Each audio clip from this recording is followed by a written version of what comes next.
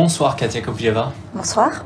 C'est votre deuxième entretien. Comme pour la première fois, nous précisons à votre demande que ce que vous direz au cours de cet entretien relève de votre avis personnel et ne doit pas être assimilé à une position officielle de la Russie.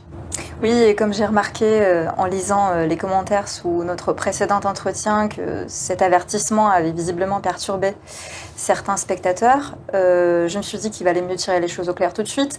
Cet avertissement n'a pas vocation à annoncer une attitude critique de ma part vis-à-vis de la position ou de la pensée officielle, de ce qui se dit officiellement en tout cas. J'ai d'ailleurs été surprise que quelqu'un ait pu tirer cette conclusion. Cet avertissement est là simplement pour rappeler que ma parole ne doit pas être citée comme traduisant forcément une position officielle. D'ailleurs, sur certains sujets, c'est tout à fait possible que j'aille un petit peu plus loin que cette position. Donc je ne suis pas là pour faire passer des messages, mais uniquement pour donner un avis. Je rappelle que vous avez travaillé au bureau du procureur de la Cour pénale internationale avant de rejoindre le cabinet de l'ambassadeur russe à Paris, ce qui explique d'ailleurs que vous parliez aussi bien français, dont vous avez assumé la direction du protocole et des affaires juridiques pendant presque 5 ans. Alors ma première question, l'année 2022 vient de tout juste de s'achever. Quel est le bilan global que vous en tirez ? Merci de me réinviter d'abord et de me mettre la pression pour être à la hauteur de notre premier entretien. Vous savez, au cinéma, les suites correspondent rarement aux attentes des spectateurs. Mais espérons que cette malédiction ne s'étend pas à YouTube. Et puisque vous me lancez sur le bilan de l'année dernière, quoi de mieux que de commencer un entretien par une citation de Lénine ? Il y a des décennies où rien ne se passe et des semaines où des décennies se produisent.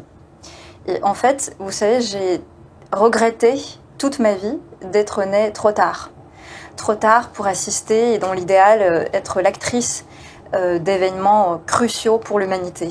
Je me disais qu'à défaut de marquer la fin de l'histoire, la chute de l'URSS était le dernier grand bouleversement de portée mondiale.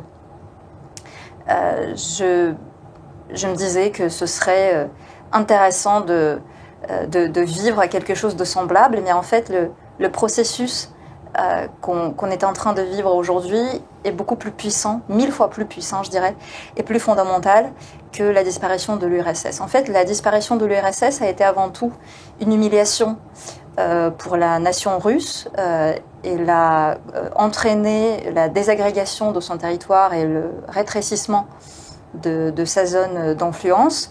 Elle a aussi provoqué un déséquilibre dans la communauté internationale, étant donné qu'elle a supprimé le seul pays capable de faire contrepoids aux États-Unis et d'encadrer sa puissance. Mais ce qui se passe aujourd'hui en Ukraine va au-delà d'un simple affrontement militaire.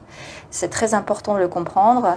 En fait, ce qui a commencé et ce qui a été envisagé au départ comme une espèce d'intervention humanitaire pour faire cesser les violations massives des droits de l'homme dont étaient victimes les habitants de l'Est de l'Ukraine à l'époque, a accéléré un processus qui signe la fin du monde occidentalocentrique.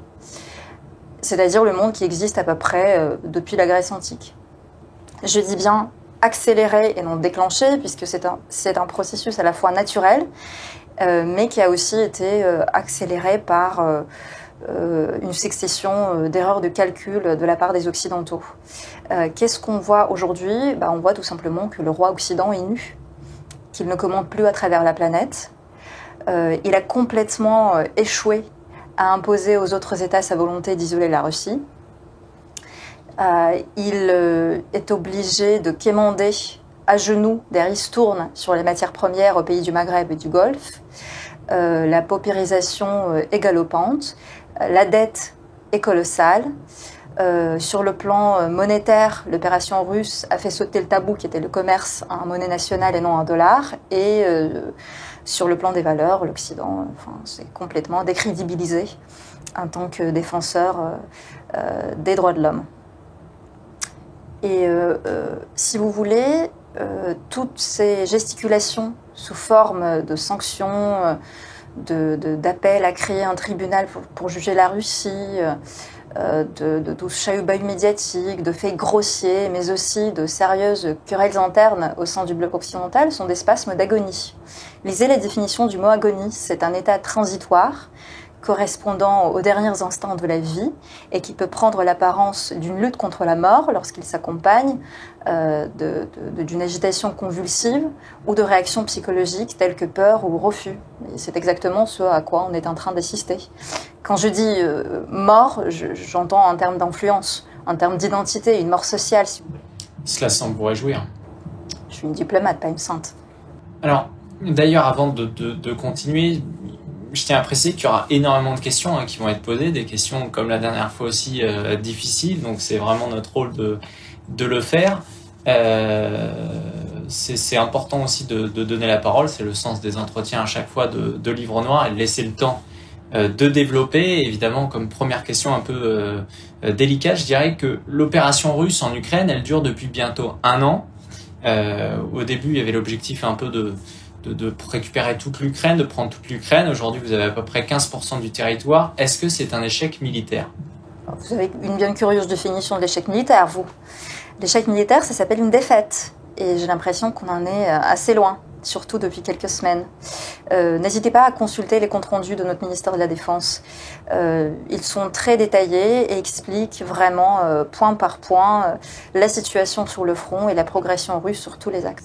Est-ce que vous êtes déterminé à aller au bout, jusqu'au bout, ou est-ce que vous avez peut-être revu au bout d'1 an vos objectifs initiaux, je pense à la dénazification, à la démilitarisation, etc. En fait, j'ai été très émue par les vœux du Nouvel An d'un ancien combattant de la Seconde Guerre mondiale, centenaire, qu'il a adressé à nos soldats. Il a dit « Je vous demande pardon. Je m'en veux terriblement que vous soyez obligés de refaire le travail que j'ai dû faire pendant la guerre. Donc nous ne pouvons pas nous permettre de bâcler le travail une nouvelle fois. » Il y a quelques semaines, un mercenaire finlandais a publié sur les réseaux sociaux une histoire d'un ami mercenaire allemand, tout fier de raconter à son grand-père allemand qu'il se battait dans les tranchées que le papy allemand avait construites pendant la Seconde Guerre mondiale dans la région de Kharkov. Très touchant. Mais sauf que le petit-fils a dû visiblement s'endormir systématiquement avant que le grand-père n'aille jusqu'au bout de son histoire. Donc il ne sait pas comment l'histoire se termine. Il ne faut pas oublier que les enjeux ont un petit peu changé depuis notre dernier entretien en août, sachant que depuis le référendum de septembre, les territoires qui servent de théâtre au conflit sont devenus russes, ils sont nommés dans notre constitution, donc il s'agit aujourd'hui de les libérer d'une invasion ennemie.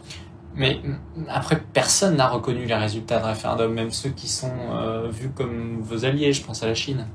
Oui, mais ce n'est pas mon problème à moi. Les habitants de ces territoires sont venus et ont dit « ma terre est à toi ».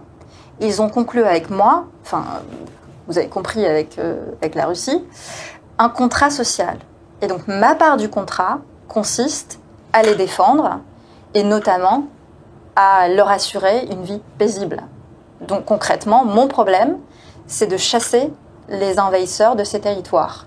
Et ce que pensent les Anglais, les Américains ou les Français de la validité de ce contrat, honnêtement, j'en ai rien à cirer. Hein. C'est entre moi et les habitants de ces territoires. Et c'est ça qu'on appelle le droit des peuples à l'autodétermination.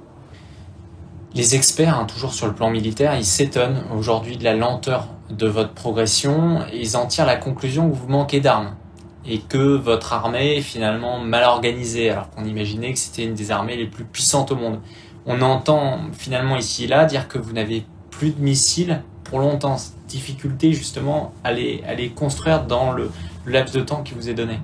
En fait, vous savez, la première fois qu'on a épuisé notre stock de missiles, je m'en souviens très bien, c'était en mars dernier, lors d'une conférence de presse d'un responsable ukrainien. Depuis, nous l'avons épuisé encore et encore, mais vous savez, on n'oublie jamais sa première fois.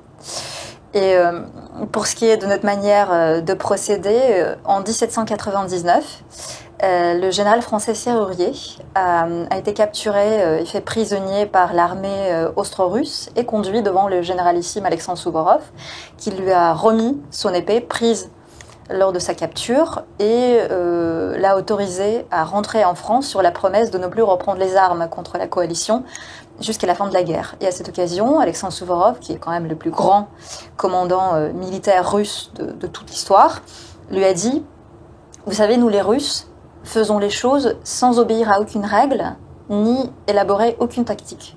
Je ne suis pas non plus le dernier des excentriques. » Et sur ces mots, il a fait un tour, il s'est retourné et a sauté sur une jambe.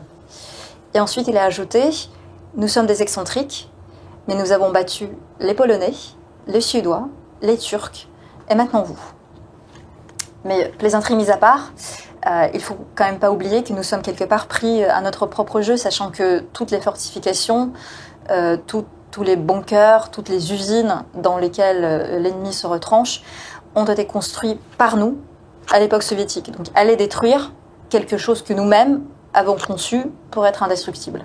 Et est-ce que c'est pas un échec diplomatique alors ? Alors les diplomates et les négociateurs n'ont rien à faire à une époque où le glaive seul peut tout résoudre. Vous savez qui a dit ça ? Alexandre Ier, en 1812.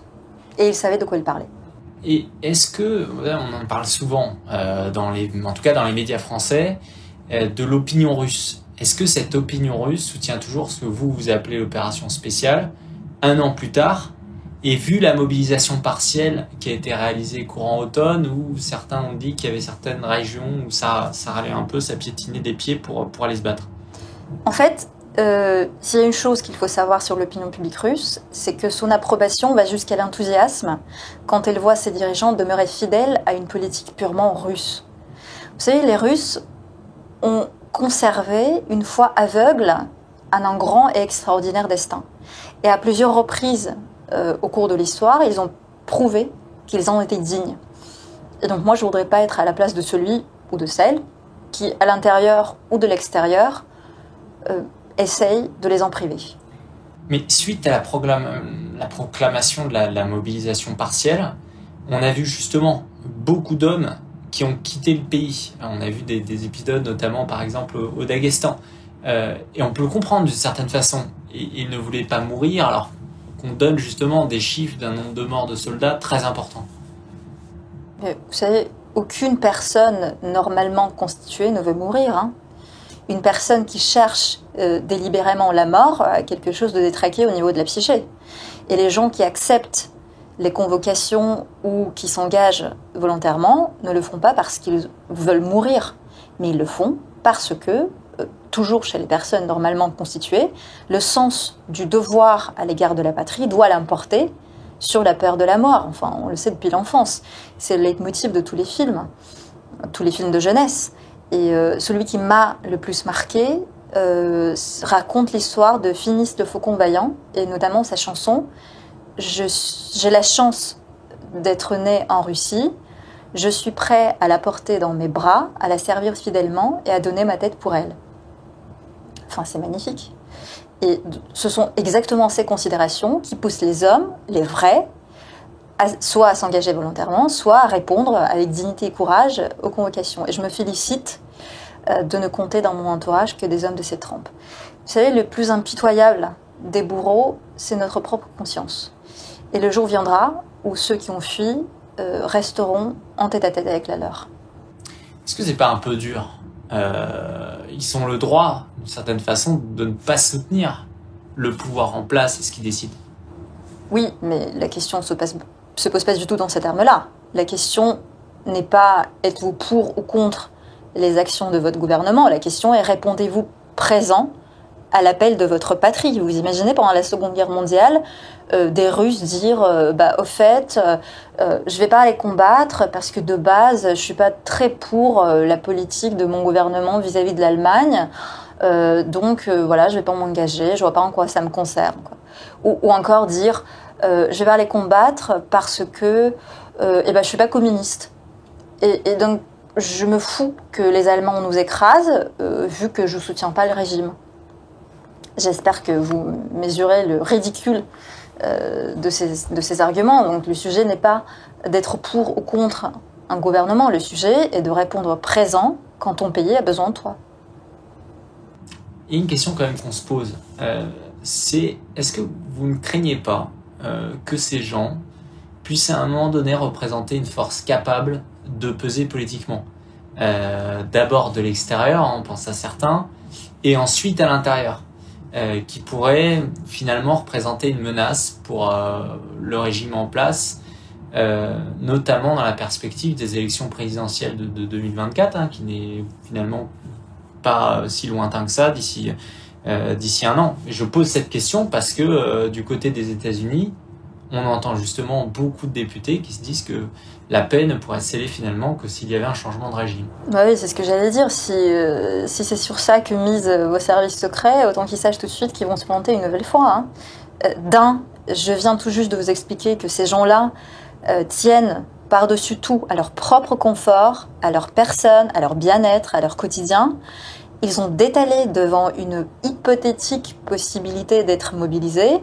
Ils ont abandonné leurs parents âgés, parfois leurs femmes, parfois leurs gosses, parfois leurs animaux domestiques, pourvu qu'il ne leur arrive rien. Et vous pensez sérieusement qu'ils ont le profil de révolutionnaires ?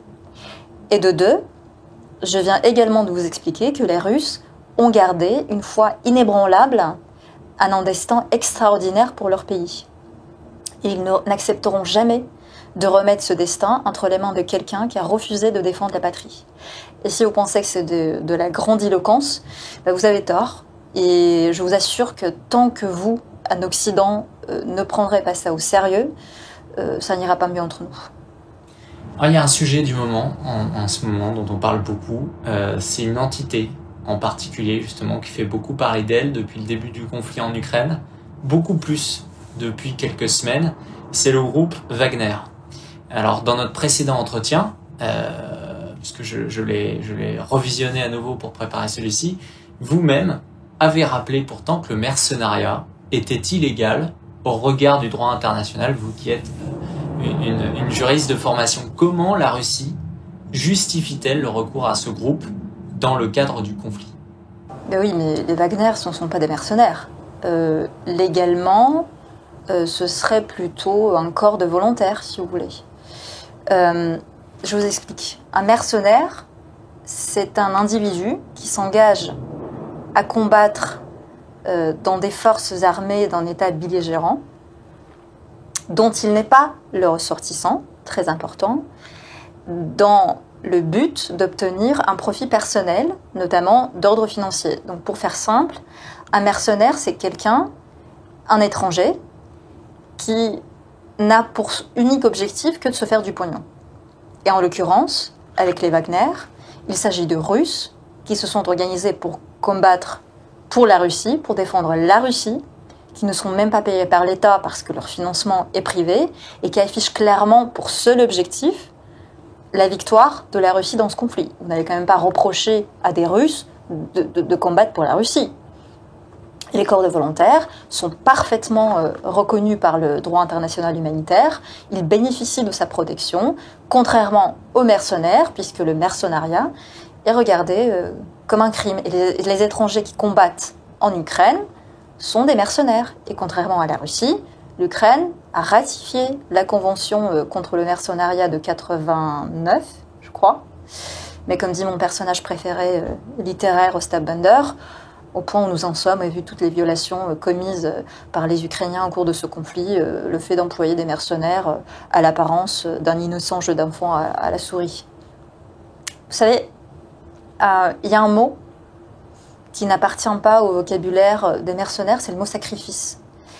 Et en décembre dernier, les forces armées ukrainiennes ont tenté une percée blindée près de Kleshchiivka, ce qui constituait une menace sérieuse de perdre les positions précédemment prises par les Wagner. Et donc, le commandant d'une des escouades d'assaut a redirigé l'équipage d'un Su-24M vers une colonne blindée ennemie pour la frapper. Et pour effectuer l'attaque, l'équipage a dû franchir la ligne de front de plusieurs kilomètres, la ligne de contact de plusieurs kilomètres. Et en faisant un tour, en faisant un mouvement d'attaque, l'avion a été touché, l'appareil a été touché par un système portatif de défense antiaérienne. Et au lieu d'essayer de se catapulter et de laisser l'avion s'écraser quelque part, l'équipage a pris la décision de diriger l'appareil en flammes sur la colonne blindée de l'ennemi. Donc ils ont fait un bélier enflammé. Ils se sont sacrifiés pour contrecarrer une percée blindée de l'ennemi. Et ce faisant, ils ont reproduit l'exploit légendaire de Nicolas Gastello, c'est un pilote militaire soviétique, dont l'avion a été touché par un obus allemand en été 1941 et qui a fait pareil, un bélier enflammé, a foncé tout droit avec son appareil en flammes sur une colonne mécanisée allemande. Et tout l'équipage a été tué. N'est-ce pas dérangeant quand même, quand on regarde un peu comment fonctionne ce groupe, que cette milice, pour utiliser vos mots, recrute notamment dans des criminels condamnés dans des prisons. Je m'explique, j'ai lu récemment que, par exemple, il y avait une femme qui avait découvert que le meurtrier de son mari avait été libéré au mois de décembre et donc avait été gracié parce qu'il avait rejoint le groupe Wagner. Est-ce que vous trouvez ça normal ?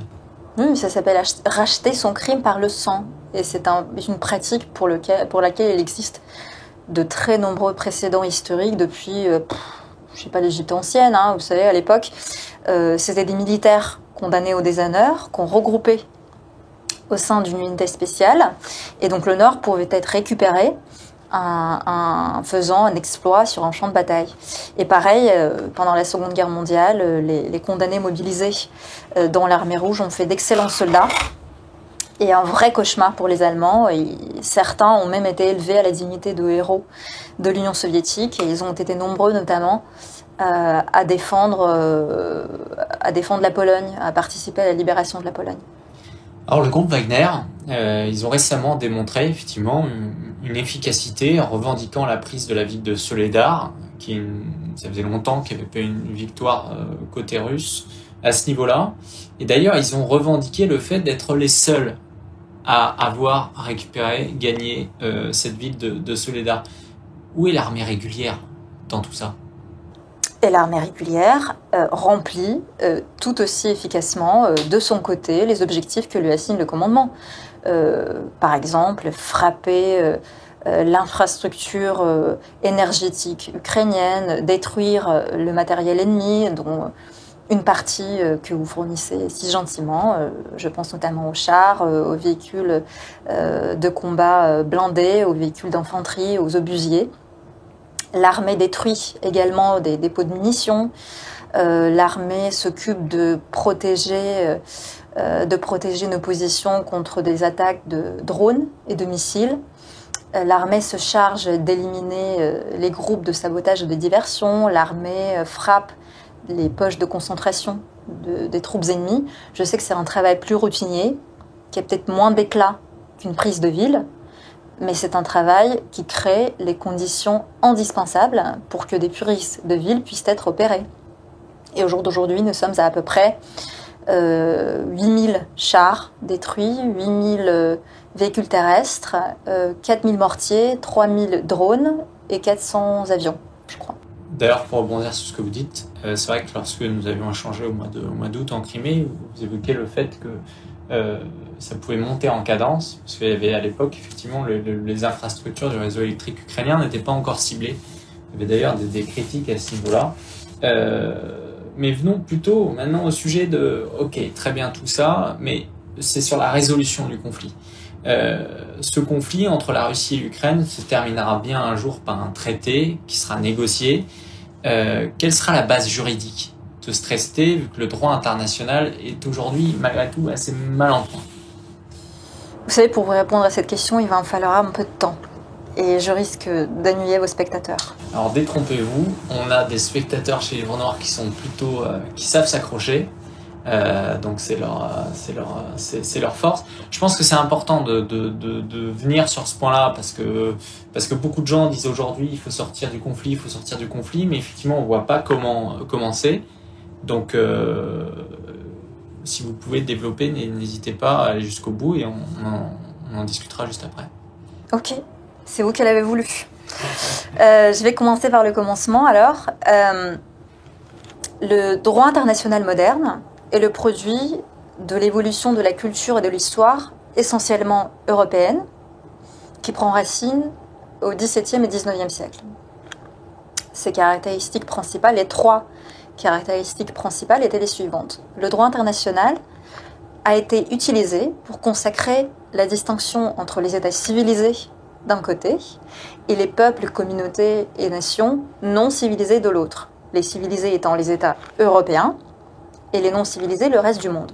Et pour protéger et perpétuer cette distinction. Première chose. Deuxième chose, bien que les États européens ne niassent pas l'existence d'autres pays au-delà de leurs frontières, leur personnalité juridique ne pouvait pas être considérée comme égale à celle des États du monde civilisé européen. Et du point de vue des Européens, devenir civilisé, ça voulait dire devenir comme un État européen. Et in fine, la décision finale d'accorder ce statut revenait exclusivement aux États civilisés, entre guillemets, européens. Ce qui, dans la pratique, voulait dire que les États tels que la Chine, le Japon ou la Turquie ne pourraient jamais devenir civilisés, ne pouvaient jamais appartenir à ce monde européen. Et troisième caractéristique, le droit international servait à justifier la légitimité de l'existence et de l'expansion des empires et de leurs possessions coloniales. Les concepts tels que souveraineté et civilisation se référaient exclusivement aux États européens et ces États étaient les seuls à définir leur contenu, les critères, les standards de civilisation et de souveraineté. La souveraineté, par exemple, des colonies était hors de question. Et les relations entre les empires et leurs possessions coloniales étaient fondées sur le droit constitutionnel interne des empires. Et les relations entre les colonies n'étaient pas régies par le droit international. Donc, ainsi, le droit international de l'Europe et l'ordre juridique mondial fondé sur celui-ci visaient à garantir la suprématie de l'Europe sur le reste du monde. Arrive le XXe siècle, et au XXe siècle, les choses n'ont pas fondamentalement changé. En fait, l'idée de la suprématie et de la supériorité des États européens sur le reste du monde est restée intacte, bien que le centre de cette Europe se soit déplacé vers les États-Unis.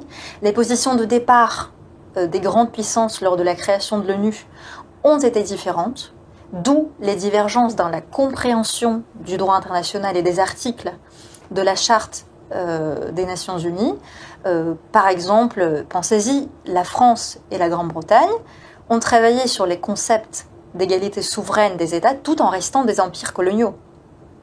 Pour l'URSS et la Chine, les normes impératives du droit international avaient cette signification progressiste qui sera ultérieurement consacrée dans la déclaration de 1970 sur les principes du droit international, tandis que pour la France, la Grande-Bretagne et les États-Unis, les normes impératives du droit international signifient littéralement, comme la pratique ultérieure l'a montré, égalité souveraine entre leurs États, respect de bonne foi des obligations envers leurs États, non-recours à la force vis-à-vis de leurs États, non-ingérence dans leurs affaires intérieures, règlement pacifique des différends entre leurs États, etc.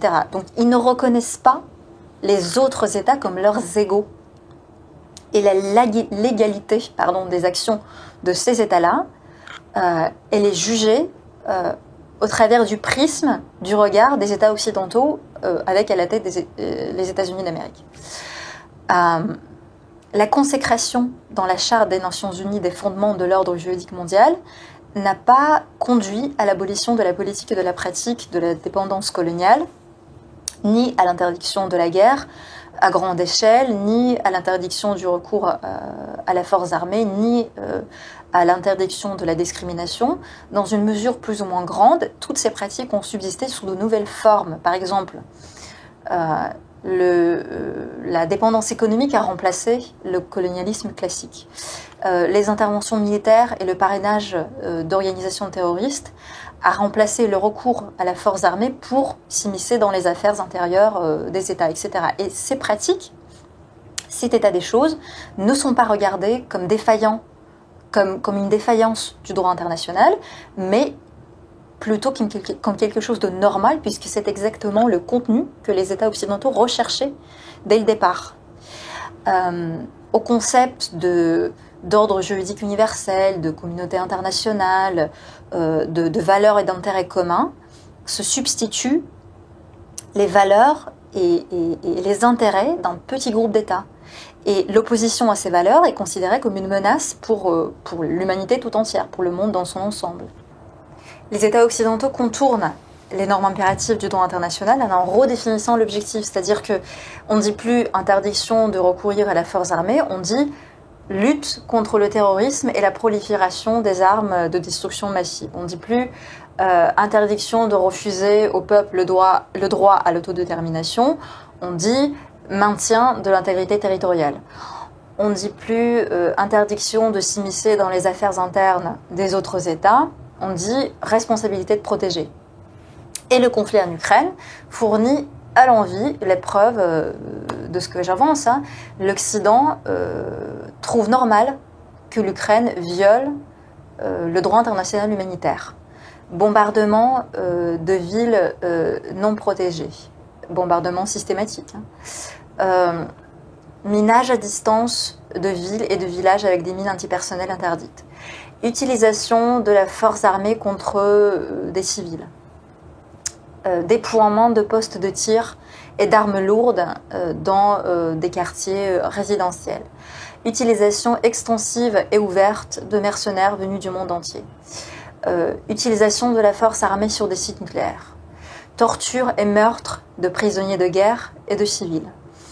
L'Occident soutient et facilite des actes de terrorisme d'État comme la destruction de Nord Stream. L'Occident ferme les yeux sur la justification du nazisme, la glorification des criminels nazis et de leurs sbires impliqués dans le nettoyage ethnique des Russes, des Polonais et des Juifs pendant la Seconde Guerre mondiale, la destruction de fosses communes dans les pays baltes, la glorification des criminels et des pratiques des bataillons nationalistes opérant en Ukraine. L'Occident ne trouve rien à redire sur les violations des droits de l'homme. Par exemple, la persécution des dissidents dans les territoires occupés par l'Ukraine, c'est-à-dire la répression contre son ancienne population, l'assassinat des politiques et de journalistes, l'ukrainisation forcée des populations de ces régions, et ça s'applique à toutes les nationalités, la négligence totale pendant 8 ans des droits de l'homme et des libertés fondamentales des habitants des républiques de Donetsk et de Lugansk, par exemple liberté de parole, droit à la vie, accès à l'information, liberté d'expression, liberté de conscience, utilisation de la langue maternelle, etc. Tous ces actes, comme ils constituent une violation systématique et généralisée des fondements, des normes fondamentales du droit international, créent une obligation pour tous les États, en fait, une obligation qu'on appelle en droit international une obligation erga omnes, c'est-à-dire une obligation due à l'égard de tous, de contrer ces violations et de traduire leurs auteurs devant la justice. Et non seulement les États occidentaux ne le font pas, donc ils négligent cette obligation, mais ils pensent même à créer un tribunal international censé traduire en justice les responsables russes qui ont pris de leur côté des mesures pour faire cesser ces violations. Et cette conduite qui consiste à soutenir un régime criminel, à encourager des crimes internationaux et à ignorer des obligations erga omnes, elle n'est pas illégale du point de vue des pays occidentaux, sachant que ils ont une perception particulière du droit international qu'ils ont hérité de l'époque des empires et des colonies. Comme ces violations ne sont pas commises à l'encontre de leurs États, aucune réaction s'en pose. Et dans cette configuration, le danger, la menace, ne peut provenir que de la Russie et de son obstination de n'en faire qu'à sa tête. Ah, donc le droit international serait une chimère, il n'a pas d'avenir ? Non, je n'ai pas dit ça. En fait, comme les actes des États-Unis et des pays occidentaux sont clairement en contradiction avec le contenu littéral du droit international, un nouveau concept a été inventé qui s'appelle l'ordre fondé sur des règles, c'est-à-dire un ensemble de règles et de principes de nature et de caractère non juridique qui a pour vocation de justifier les actes des États exclusivement occidentaux. Et au sein d'un groupe d'États restreints, l'ordre fondé sur des règles est perçu comme un régulateur nécessaire, raisonnable et opportun des rapports internationaux. Mais dès qu'il s'agit d'éteindre son action aux États en dehors de ce groupe, c'est là que les problèmes commencent, c'est là que ça donne lieu à des conflits. Et donc il y a deux groupes d'États et deux approches vis-à-vis de l'ordre juridique mondial. Le premier qui reconnaît, qui admet l'existence de l'ordre fondé sur des règles et s'y soumet, et l'autre qui le nie, ou pour le moins qui refuse de se l'approprier parce qu'il tient au respect rigoureux des normes fondamentales du droit international. Donc deux systèmes parallèles et distincts du droit international se sont formés, ayant pour seule source la charte des Nations Unies, sauf qu'elle est différente dans son interprétation. Et l'évolution la plus probable du droit international sera vers un esprit de bloc. C'est-à-dire que la Russie, la Chine, le Brésil, l'Inde et de nombreux autres pays reconnaîtront comme contraignants et respecteront rigoureusement les droits et obligations découlant du droit international existant et coopéreront dans un esprit d'égalité. Et il y aura les pays occidentaux, dirigés par les États-Unis, qui s'en tiendront au droit international dans leur perception, c'est-à-dire sous forme d'un ordre fondé sur des règles qui déforment à la fois les idées fondamentales de la Charte des Nations Unies et les principes impératifs du droit. C'est une description assez abyssale et inquiétante. Comment, dans ce cas-là, dans ces conditions, pourront s'organiser les échanges entre ces deux systèmes ? En fait, il n'y a pas de quoi se réjouir. Mais ce n'est pas non plus une tragédie. Ces deux blocs pourront parfaitement cohabiter. Et c'est d'ailleurs ce qu'ils font dans la pratique depuis longtemps. Et outre ces deux blocs, il y aura aussi un corps de normes communes, universelles à la fois en termes de formation, d'interprétation et de respect par tous les membres de la communauté internationale. Je pense notamment aux normes relevant du droit diplomatique et consulaire. Alors vous parlez justement du respect des traités, mais beaucoup ont pointé le fait que ces fameux accords de Minsk n'avaient pas forcément été respectés par la Russie. Quid de cela ? Oui, vous me tendez une perche là, c'est pas possible. Vous avez déjà vu un grand pays rester couillonné sous prétexte qu'un traité n'a rien prévu pour le cas où il serait couillonné ? Non. Quand on est couillonné, on dit « je suis couillonné ». Et ben voilà, je fous le camp. L'ex-président François Hollande et l'ex-chancelière Angela Merkel ont tous deux admis aux journalistes que le seul objectif des accords de Minsk avait été de donner à l'Ukraine l'opportunité de s'équiper et de se renforcer. Donc l'Ukraine n'a jamais eu l'intention d'appliquer ces clauses, pas plus que la France et l'Allemagne n'ont eu l'intention de les faire appliquer en tant que garant, en leur qualité de garant. Et je ne sais d'ailleurs pas pourquoi Hollande et Merkel ont avoué, la mauvaise foi n'a jamais été source de fierté. Mais tenez, on a parlé tout à l'heure de l'ordre fondé sur des règles, et justement, typiquement, contracter un engagement international tout en assumant la possibilité, l'éventualité de ne pas le respecter par la suite, ça fait parfaitement partie de cet ordre-là. L'exemple le plus instructif à cet égard est l'exemple des Mistral que François Hollande a refusé de livrer à la Russie, même si ça relève plus du droit privé, mais peu importe. La France s'engage à livrer ses bâtiments à la Russie et puis se rétracte parce que, de son point de vue, ça cesse d'être opportun. Et pareil, l'Australie, qui rompt le contrat de fourniture de sous-marins avec la France sous prétexte d'un changement de besoin. Tout ça, dans votre monde, c'est devenu normal. Mais dans le nôtre, les conventions doivent être respectées. C'est l'un des principes les plus anciens du droit international. Et c'est aussi la base de toute relation de confiance.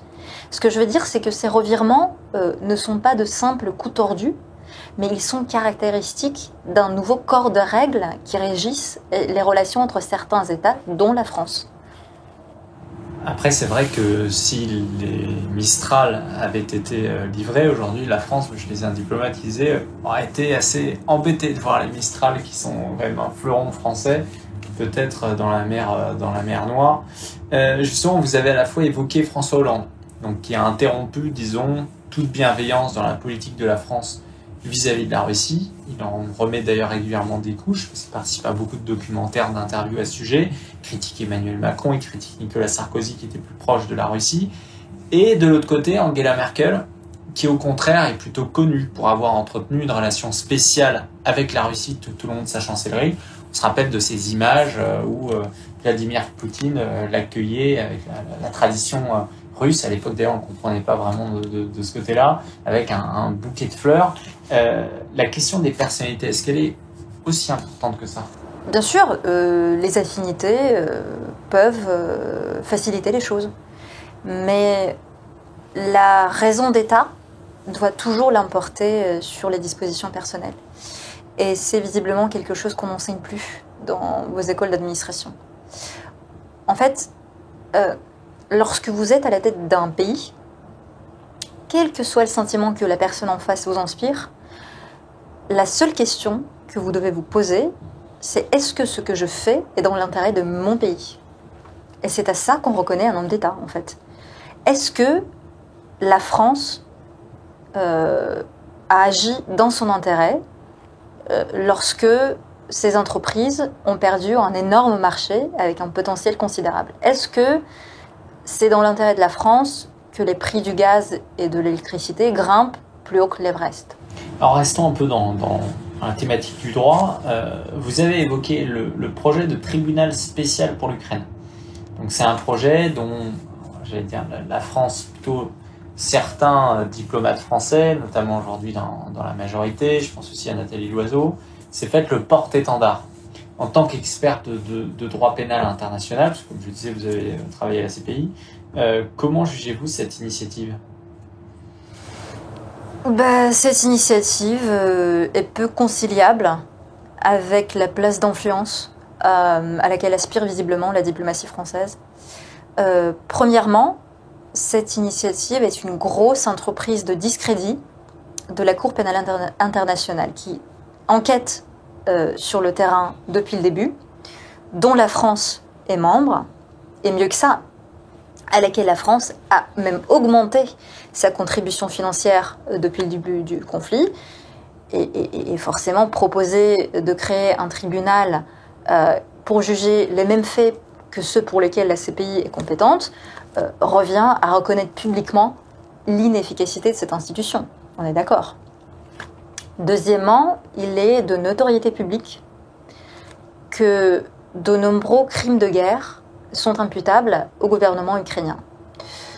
Ces crimes ont été tellement scandaleux et tellement flagrants que même la presse occidentale a dû concéder leur existence. Et donc, dans ces conditions, créer un tribunal qui ne jugerait que des Russes et qui passerait l'éponge sur les crimes des Ukrainiens relève d'une partialité qui ne peut raisonnablement pas être conciliée avec la notion de la justice. Et troisièmement, il est également largement établi que les armes françaises, dont la France est si fière de revendiquer la fourniture à l'Ukraine, servent à commettre des crimes de guerre. Je suis désolée, mais la partie qui pourvoit des moyens de commettre des crimes est quand même mal placée pour crier à l'injustice. Même si ça a toujours été aussi de bonnes guerres, où beaucoup de pays parfois ont fourni des armements à différents pays de façon officielle ou officieuse. Ça s'applique à tous les pays, ce raisonnement. Alors comment évaluez-vous sur le plan légal les actions de la France, plutôt des responsables français dans ce conflit qui sont aujourd'hui de plus en plus engagés? Ça fait un moment, effectivement, que je me pose la question de la complicité des crimes de guerre et de la responsabilité internationale des États qui soutiennent militairement l'Ukraine. Mais puisqu'on est sur une chaîne française, prenons l'exemple de la France. Les armes françaises servent à commettre des crimes de guerre, notamment à bombarder des quartiers civils. Et ces faits ont été largement relayés, donc il est inconcevable qu'ils ne sont pas parvenus jusqu'aux oreilles des responsables français. En tant qu'État, la France a l'obligation, au regard du droit international, d'empêcher ces crimes. Et non seulement elle n'en fait rien, mais elle contribue à leur commission au travers de la livraison d'armes et l'entraînement de soldats. Donc, sa responsabilité internationale, en tant qu'État, peut être engagée. Et pour ce qui est de la responsabilité individuelle des dirigeants français, je ne me permettrai pas de leur prêter une quelconque intention criminelle, mais je ne me permettrai pas non plus de leur faire offense de penser qu'ils ne s'informent pas de ce qui se passe sur le terrain. Donc, à partir de là, même s'ils ne partagent pas le dessein criminel, ils savent que les armes qu'ils fournissent et les soldats qu'ils forment sont utilisés, sont employés ou sont susceptibles d'être employés à des fins criminelles. Ils acceptent la commission de ces crimes par leur absence de réaction, voire par l'augmentation du dispositif d'aide. Et c'est comme si, vous voyez, je savais que vous étiez un tueur en série en plein accès de folie meurtrière et que je vous offrais un nouveau couteau toutes les semaines. Vous voyez ? Même Daily Telegraph a été choqué par la décision d'Emmanuel Macron de livrer des chars à l'Ukraine. Il l'a qualifié de franchissant toutes les lignes rouges et de brisant un tabou militaire. Le 21 janvier dernier, la présidente de Russia Today France, RT France, dont la diffusion avait déjà été interdite au niveau européen, je tiens à préciser d'ailleurs sous le forceps d'Ursula von der Leyen, qui n'avait pas cette prérogative normalement, parce qu'elle revient à l'Arcom en France, eh bien cette présidente a annoncé la fermeture définitive de la chaîne suite au gel de ses comptes. Qu'est-ce que la fin de cette aventure, la fin forcée de cette aventure vous inspire ? Oh, je vais vous épargner la rengaine de la liberté de presse bafouée, de la liberté d'expression méprisée, du pluralisme des médias piétiné, de la dictature de la pensée unique. Tout ça, on le sait. Mais ce que je n'arrive pas, ce que les autorités françaises plutôt n'arrivent pas étonnamment à saisir, c'est que elles ont été à l'origine du succès de Russia Today qui les insupporte tant. Elles ont été ses meilleurs agents publicitaires et gratuits en plus. La seule chaîne non grata à l'Élysée. La chaîne sans doute la plus citée par le porte-parole du gouvernement. Le vecteur de la propagande de Poutine. L'excroissance du Kremlin. Ne regardez surtout pas, vous allez être lobotomisé. Moi, je suis française, j'ai envie d'aller voir. Et quand je vois que les émissions sont bien faites et que les journalistes sont des pros, ben je reste. Et d'ailleurs, je crois que Russia Today a été le seul média qui a intenté plus de procès en diffamation qu'il n'en a été intenté contre lui. Ça veut tout dire en fait. Mais la première règle en psychologie de masse est ne jamais cultiver de fruits défendus parce que ce sont les plus doux. Et l'exemple que je donne toujours, c'est l'exemple de Vinci Code, le livre de Dan Brown. Dan Brown a 0 succès comme écrivain, jusqu'à ce que le Vatican s'empare de son bouquin et le dénonce pour des motifs religieux. Paf! Ça devient un succès planétaire, des dizaines de milliers d'exemplaires vendus, une adaptation au cinéma, Dan Brown qui empoche un pactole. Le Vatican se serait tu, personne ne l'aurait jamais lu. Voilà, c'est pourtant évident. Puisqu'on est sur l'état un peu des relations Russie-France, est-ce que, pour reprendre une certaine expression, la France et la Russie ont une communauté de destin ? Je déteste cette expression. Sincèrement, la communauté de destin est un euphémisme pompeux pour dire tout simplement que pour le meilleur comme pour le pire, nous sommes 2 vieilles nations coincées sur le même continent. C'est tout. Et à partir de là, forcément, il y a eu des interactions, et même des interactions très, très poussées.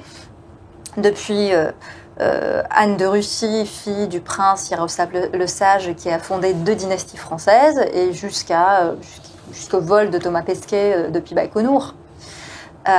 Le comte Louis-Mathieu Molé écrit dans ses mémoires, c'est le ministre de la monarchie, des Affaires étrangères sous la monarchie de Juillet, écrit dans ses mémoires, en 1815, la Russie défendait contre tous, je ne dirais pas les intérêts, mais l'existence même de notre infortunée patrie.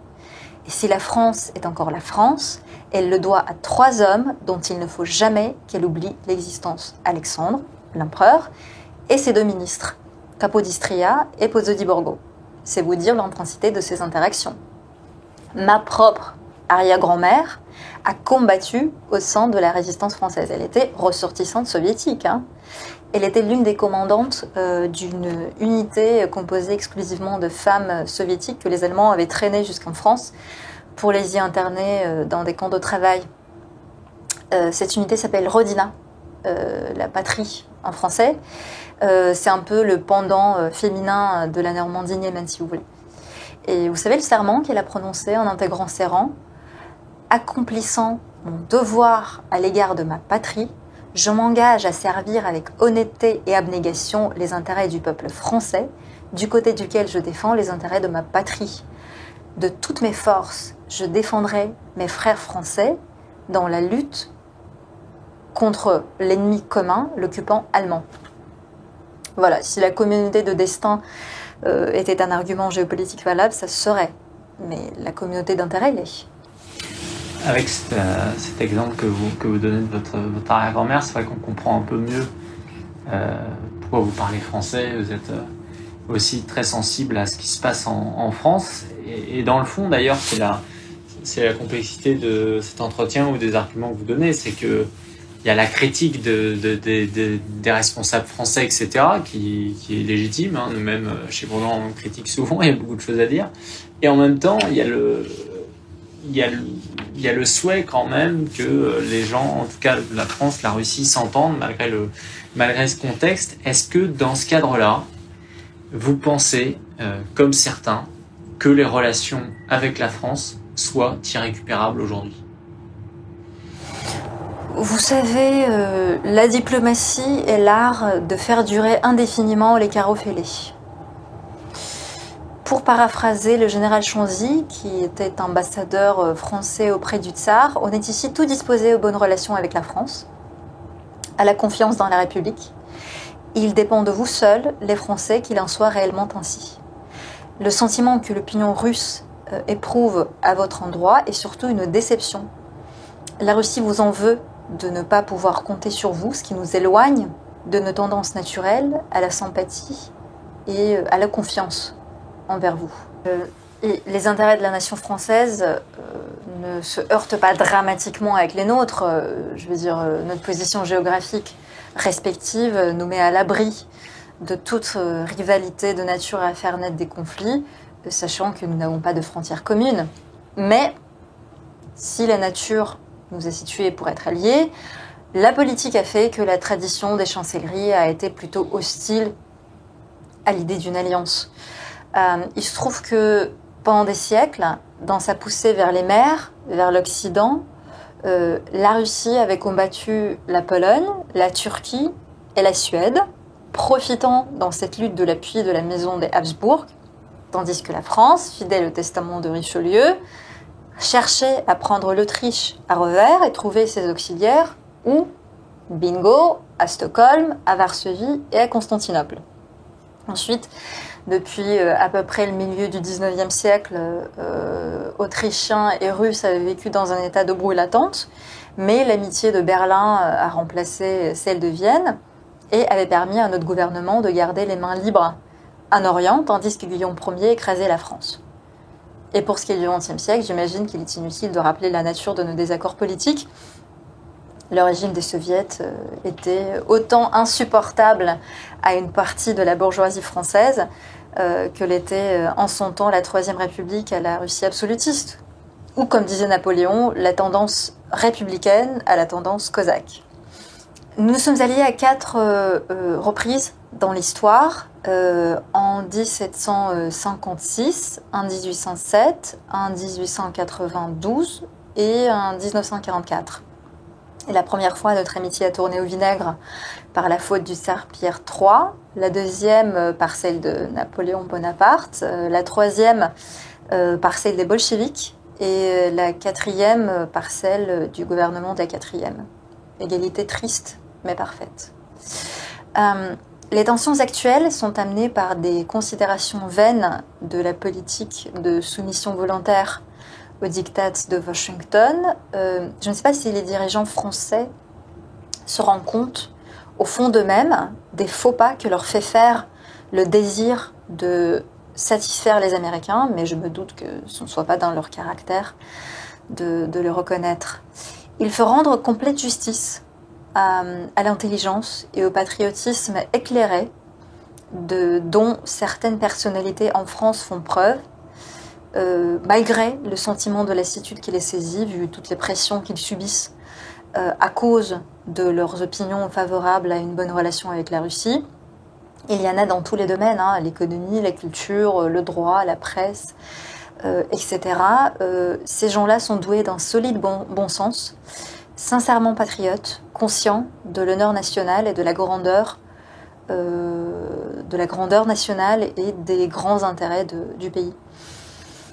Les fêlures sur les carreaux sont profondes, mais il ne reste plus qu'à patienter en attendant qu'un gouvernement français mieux éclairé revienne à une appréciation plus exacte des hommes et des choses de notre pays. En parlant de Français patriotes comme vous l'avez fait, est-ce que par exemple vous pensez, peut-être sans doute vous pensez d'ailleurs à lui, à Pierre de Gaulle, qui est très présent, en tout cas depuis quelque temps, dans l'espace médiatique, pour défendre la Russie et condamner l'investissement de la France dans la guerre en Ukraine. Oui, voilà. On y est. L'amalgame de penser que, à partir du moment où un Français se positionne dans le sens de la Russie, il défend forcément la Russie. Mais c'est la France qu'il défend. Je ne connais pas Pierre de Gaulle, mais je m'intéresse à ce qu'il a à dire, et dans ce qu'il dit, il défend la France et pas la Russie. Et d'ailleurs le titre du Figaro, Pierre de Gaulle, un pro-russe assumé, n'a aucun sens. Il n'est pas pro-russe, il est pro-français. Quand il dit l'OTAN a eu tort de s'élargir jusqu'aux frontières de la Russie, ce n'est pas parce qu'il se soucie de la Russie et de ses frontières, c'est parce qu'il se soucie de la situation sécuritaire en Europe qui concerne directement la France. Quand il dit la France a tort de s'aligner sur l'Amérique dans ce conflit, ce n'est pas parce qu'il veut que la France donne des chars à la Russie, c'est parce qu'il veut que la France ait les mains libres pour sécuriser au mieux ses propres intérêts, les intérêts de ses ressortissants, sa place d'influence sur l'échiquier international. Quand il dit la France ne devrait pas armer les Ukrainiens, ce n'est pas parce qu'il veut faciliter la vie des Russes, mais parce qu'il a peur que ces armes ne soient revendues et qu'ils ne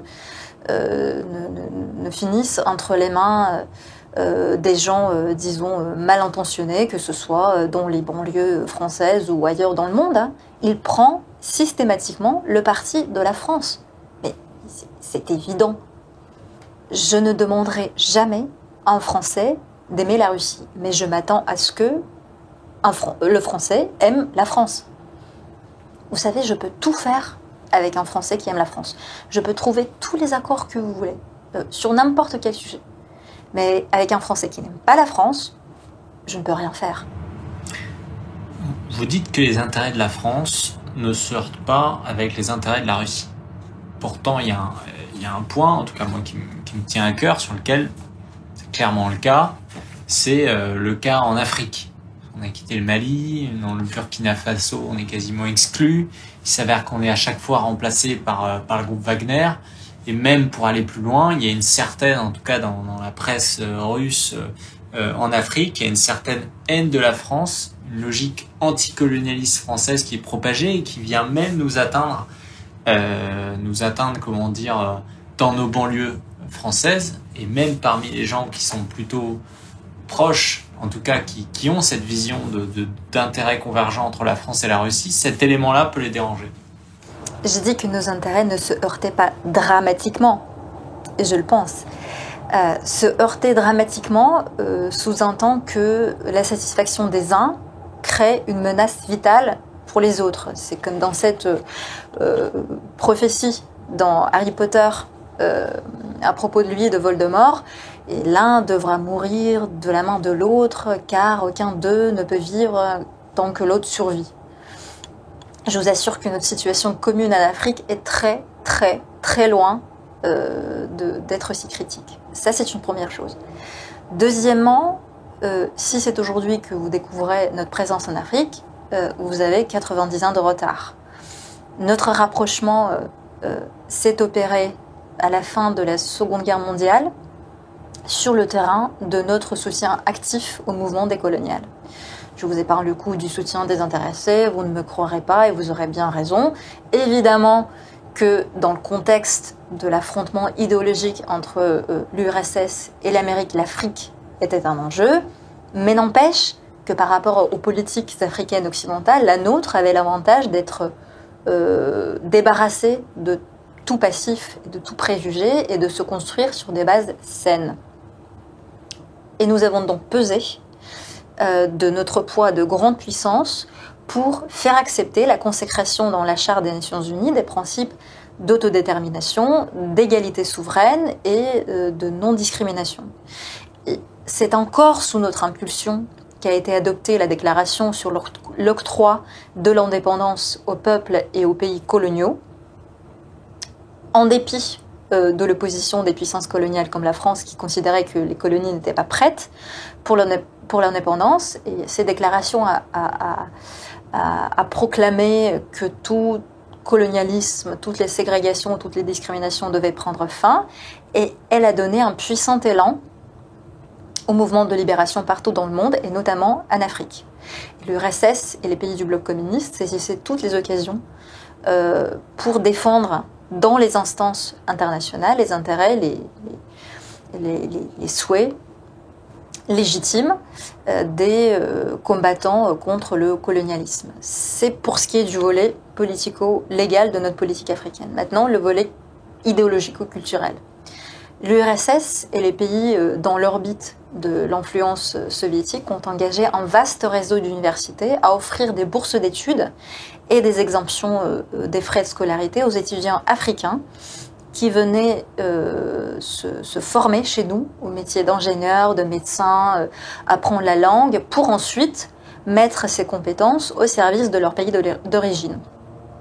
Les délégations de jeunes Africains, étudiant notamment dans des universités occidentales, ont toujours été à l'honneur lors des festivals et des conférences de jeunesse en Union soviétique. Le système de gouvernance soviétique exerçait une certaine attractivité sur les peuples d'Afrique, et notamment l'exemple de l'industrialisation rapide de l'URSS les a convaincus que des progrès matériels rapides étaient possibles, même dans des régions initialement très en retard sur l'Occident. Et même les intellectuels africains qui étudiaient en Grande-Bretagne et en France étaient sensibles aux solutions socialistes pour la modernisation de l'Afrique. Donc vous voyez, c'est une erreur de penser que notre intérêt pour l'Afrique est tout récent. Notre politique actuelle s'inscrit dans la continuité de cette politique-là. Et pour ce qui est des intérêts concurrents de la France, toute concurrence a des vertus. Et plus globalement, pour ce qui est des relations entre la Russie et l'Afrique, elles sont beaucoup plus anciennes. Et je ne sais pas si vous savez, mais notre plus grande figure littéraire, Alexandre Pouchkine, avait un arrière-grand-père qui était africain, Abraham Hannibal. Lui et quelques autres enfants noirs ont été sauvés de l'esclavage par Pierre le Grand. Et les Noirs étaient à l'époque considérés en Europe comme inaptes au savoir. Et Pierre voulait au contraire démontrer que ces enfants étaient autant doués pour les sciences et les arts que leurs camarades russes. Il était persuadé de la supériorité de l'acquis par rapport à l'inné Et il pensait que tout le monde, en fait, pouvait s'élever dans la société grâce à l'éducation. Et effectivement, Hannibal a fait de brillantes études, il a appris plusieurs langues, il a révélé de grandes dispositions dans les mathématiques et s'est avéré un grand serviteur de l'État. Voltaire l'appelait même l'étoile noire des Lumières. Vous voyez, déjà à l'époque, au XVIIIe siècle, nous n'avions pas le même regard sur l'Afrique et les Africains que les Occidentaux. Alors on échange depuis le début finalement sur les accords, sur la guerre, etc. Et en même temps, quand je vous écoute, j'entends aussi une forme de réel politique, disant c'est la guerre, c'est comme ça. Mais ceci étant dit, du coup, qu'est-ce que concrètement, quelle attitude la Russie aurait voulu, même si elle ne peut pas exiger quelque chose des Français, qu'est-ce qu'elle aurait voulu que la France adopte idéalement dans la crise ukrainienne? Idéalement, exactement l'attitude du prince Bismarck lors de la crise bulgare. Vous savez, les Bulgares voulaient l'impliquer dans une guerre contre la Russie et il a dit on aurait sans doute été fondé à m'accuser de haute trahison si j'ai, même un instant, eu l'idée de m'associer à de pareilles sottises. En quoi la Bulgarie peut-elle nous préoccuper? L'amitié de la Russie ne nous est-elle pas autrement précieuse que celle de ce petit pays? Je cite Bismarck parce que son propos est le plus expressif, mais en réalité, la France, à l'époque, a été exactement dans les mêmes dispositions. Émile Fleurance a engagé la délégation bulgare à s'entendre avec la Russie, je cite, vu que ce pays, la Russie, a déjà tant fait pour le vôtre, et que c'est à elle que votre pays doit son existence. Historiquement, il y a aussi la question des échanges culturels. Ils ont été les seuls à dépasser souvent les désaccords politiques, ce qui les rendait d'autant plus précieux. On en avait déjà parlé au mois d'août en Crimée. D'autant plus précieux qu'ils servaient à aplanir justement ces désaccords au travers d'une meilleure compréhension de l'autre. Aujourd'hui, quel est l'avenir des échanges culturels, très concrètement, entre la Russie et la France? Est-ce que ça s'est dégradé? Est-ce qu'il y en a encore? Est-ce que c'est condamné à disparaître? Vous savez, en 1968, André Malraux s'est rendu en Union soviétique. Et de retour en France, il a fait un compte-rendu de ce voyage en Conseil des ministres. Et d'après ce compte-rendu, il avait des questions, lors de son déplacement, d'échanges entre les maisons de la culture. Et le ministre a dit que ce n'était pas sérieux parce que, d'après lui, les maisons soviétiques de la culture étaient des maisons de pédagogie. Et il a dit cette phrase: on peut envoyer Grenoble à Moscou, mais pas Moscou à Grenoble. Et aujourd'hui, c'est carrément l'inverse. La production culturelle française contemporaine a renoncé à son ambition universelle au profit d'une mission prosélytique, c'est-à-dire qu'il promeut certaines idéologies qui sont incompatibles avec les valeurs et les mœurs fondateurs de pays, de sociétés tout entières. Et de son côté, la production artistique russe a retrouvé son ambition universelle parce que elle n'est plus idéologiquement chargée, en fait. Par exemple, le 1er janvier dernier, est sorti dans les salles de cinéma un film russe qui, en 10 jours, est devenu le plus gros succès commercial de l'histoire de la Russie. Et le 12 avril 2023, jour anniversaire du vol de Gagarine dans l'espace, sort le premier film au monde à avoir été tourné en partie dans l'espace. Et ce film est russe. Il raconte l'histoire d'un cosmonaute qui perd connaissance pendant son séjour dans l'espace. Et donc, une intervention chirurgicale urgente s'impose. Et les médecins au sol concluent que cette intervention, elle doit se faire directement sur la station spatiale, sinon c'est la mort assurée. Et pour effectuer la première opération sur le cœur en apesanteur, un chirurgien est envoyé dans l'espace. Voilà, c'est l'histoire du film. Le film s'appelle Le Défi. Donc vous voyez, on peut très volontiers envoyer Moscou à Grenoble, mais pour ce qui est d'accueillir Grenoble à Moscou, disons que c'est plus délicat. Mais n'empêche que vous avez une école de comédie extraordinaire, et moi-même, je rêve depuis longtemps d'organiser un atelier, voire un cursus où des scénaristes et des réalisateurs des comédies françaises enseigneraient dans des écoles russes spécialisées l'art de filmer et d'écrire une comédie. Parce que faire rire intelligemment et sans vulgarité est une qualité très rare et très recherchée, que vous maîtrisez. Et pour ce qui est des relations de la Russie avec l'Europe ? Vous savez, il ne peut pas y avoir de relation avec l'Europe tant que il n'y aura pas un État européen unique. Vous savez, les idéologies passent et les peuples demeurent. Et l'Europe, c'est une idéologie de la vassalisation des États d'Europe occidentaux vis-à-vis des États-Unis. Toutes les archives, tous les témoignages sont très clairs là-dessus. Et ce qu'on appelle les institutions européennes sont chargées de l'infusion de cette idéologie. Mais pour ce qui est de leur valeur, de leur poids, de l'intérêt qu'ils présentent sur le plan géopolitique, il est vraiment minime. En fait, c'est un peu un jeu de rôle, vous voyez, où tous les États, membres comme non-membres, acceptent de prêter une certaine importance à ces institutions européennes. Quelle serait l'influence d'un Borrell si tous les États tiers refusaient de le considérer en tant qu'interlocuteur? Von der Leyen, combien de divisions? Elle vient d'admettre elle-même qu'elle n'en avait aucune. Et vous auriez créé un club de tricot régional, ça aurait exactement la même portée sur le plan géopolitique. Mais j'admets volontiers que l'Europe est une excuse parfaite à toutes les dérobades des pouvoirs nationaux et aussi un pôle emploi de luxe pour tous ceux qui sont inutiles dans le cadre national. Mais vous savez, la politique, ça se fonde sur les réalités et non les apparences. Et quelles sont ces réalités internationales ? D'abord la Chine, c'est un pays en expansion qui cherche à maintenir et à confirmer son influence.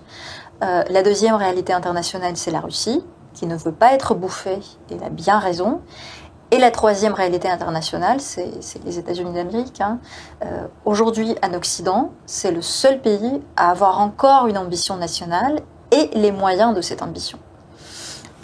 Si vous êtes familier de l'œuvre d'Alain Peyrefitte, vous avez dû noter que je viens de citer presque mot pour mot ce que lui a dit le général de Gaulle en 1963. Sauf que lui a nommé comme trois réalités internationales l'Amérique, la Russie et la France. Vous voyez, il n'y a rien de tel que d'être indépendant.